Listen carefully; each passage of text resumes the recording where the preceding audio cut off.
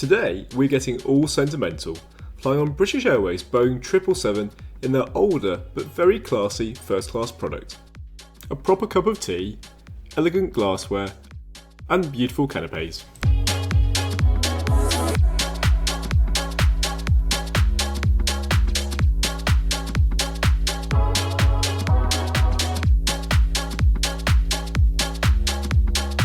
I'm here at Seattle International Airport and I'm a bit excited because I'm flying with British Airways in first class.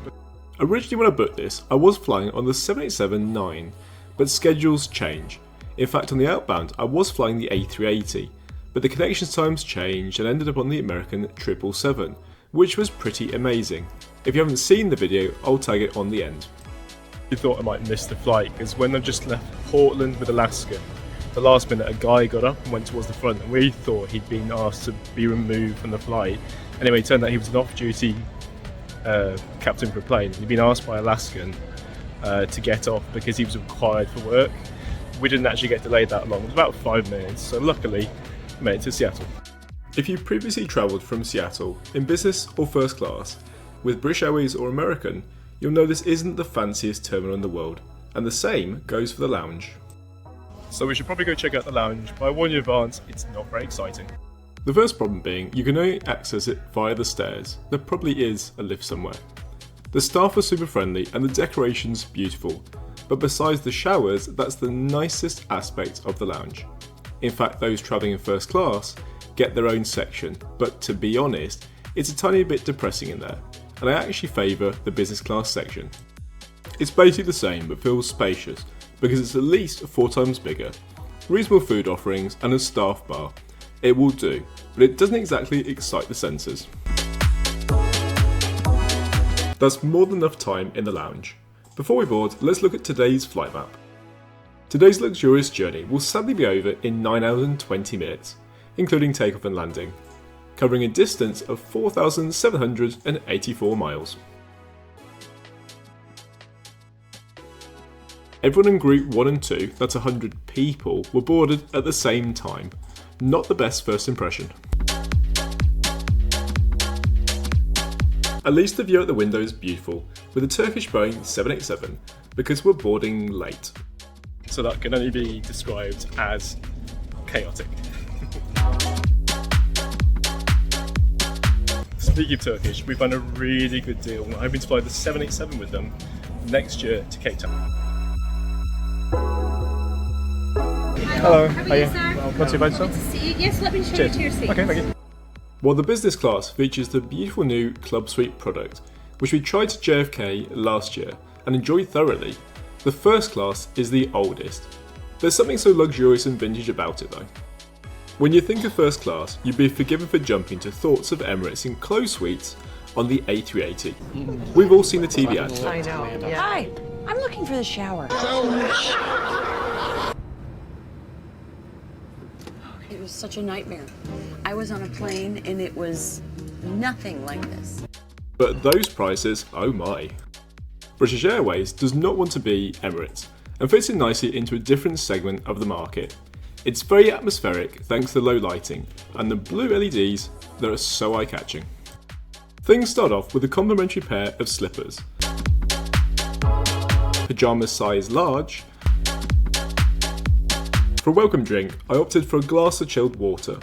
Alcoholic beverages are also available. And on the side, a bowl of mixed nuts.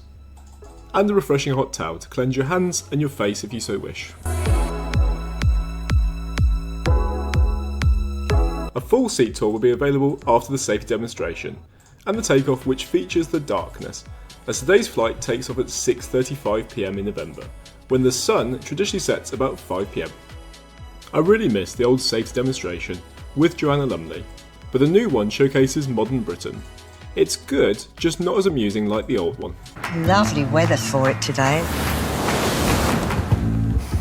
We will now demonstrate the safety features of this aircraft. Your attention is essential, as this may differ from any aircraft you have flown on before.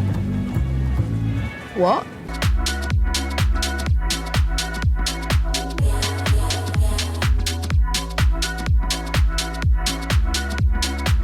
British Airways 777-200 has 2 rows of first class, in a 1-2-1 configuration. If you find yourself in the middle, you can always close the privacy divider if you're travelling alone. In general though, it offers a very modest amount of privacy from the person over the aisle. Want to be near your coat? No problem with this tiny personal cupboard. What a good idea, the footrest opposite can sit as second person for dinner. Otherwise it can be unlatched and brought towards you. This allows you to put your feet up even when the seat is upright. The medium-sized table sort of sticks out of a leather side bench and houses a strong well-made tray table. What's not so good is the position of the USB socket. There didn't seem to be a universal plug socket. The side lamp is beautiful and gives the product an elegant candlelight dinner feel. Below this, the turn dial, which when twisted converts the seat into more comfortable positions, and ultimately a bed mode. To begin with is a stylish porcelain plate with 3 amuse-bouches, prosciutto ham, artichoke, olive, tofu in a salsa dressing, and to finish, prawn, tomato and basil. A nice variety of flavours to start off the meal service. To accompany the meal, and to help my throat as the air on the Boeing 777 can be drier than the desert, I ordered a proper pot of English tea. Another non-alcoholic specialty is the Fizzberry, made from cranberry and tonic water. Delicious. White linen and quirky designed metal cutlery was laid. You get a choice of bread which is accompanied by butter and olive oil. The starter blew all the taste buds, with this large and juicy scallop, served with crispy seaweed and asparagus, followed by a succulent piece of chicken breast with grilled pepper, more asparagus, and a side bowl of vegetables. The headphones come with this very rigid and stylish black zip pouch. The headphones are huge and this is warranted by the sound quality and the noise cancelling, which is really good. As for the in-flight entertainment, the screen quality is good, but in today's world this is considered small, with Emirates and Swiss rocking a 30-inch TV. British Airways is right up there with the best when it comes to content. There is always a very extensive and good choice of movies, both new and old. TV shows with plenty of episodes, not just 1 or 2 like certain other airlines, and British Airways has partnered with Paramount. Sadly, this visit to the bathroom ends the meal service because I simply didn't have room for dessert. British Airways never fails on desserts, so I was a bit gutted not to have the room. All that's left to do is put the seat into bed mode. There's ample room to rock left and right, sleep on your side, or just watch a movie. Something that Club Suite behind isn't so good at because it can be quite restrictive around the shoulders.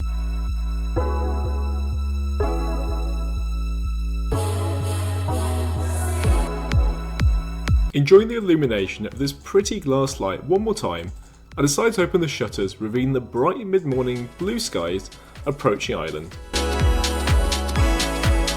Still full from dinner, I opted for the light breakfast of coconut shavings, kiwi, chia seeds, blueberries and strawberries. Comfort in the knowledge that if I was still hungry, I could always top up my breakfast at the arrivals lounge at London Heathrow, which is one of the perks of being British Airways Gold on long-haul flights, or flying in first or business class. Stick around to the end if you want to see a very quick tour of the arrivals lounge at London Heathrow. With 1 hour to go, I had just enough time to finish my breakfast with 2 warm pastries, and to stay hydrated, a delicious glass of orange juice I swear was freshly squeezed. I also couldn't resist one more pot of tea, served in this beautiful china exclusively only available on board British Airways. With the captain's announcement, that was 40 minutes to landing, needing the seats to be returned to the upright position and all the bedding cleared away.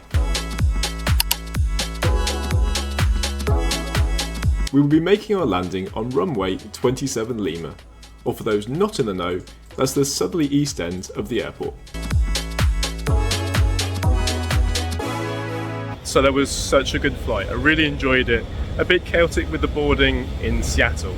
The seat itself, so nostalgic about it, having seen it such a long time ago with those beautiful blue windows. It's also very comfortable and very spacious. The cabin crew were excellent. I did manage to get a few hours sleep. I probably could have done with a bit longer, but unfortunately there was a lot of tailwind, so it pushed the flight forwards. And now I'm off to the arrivals lounge to get a tea and a shower.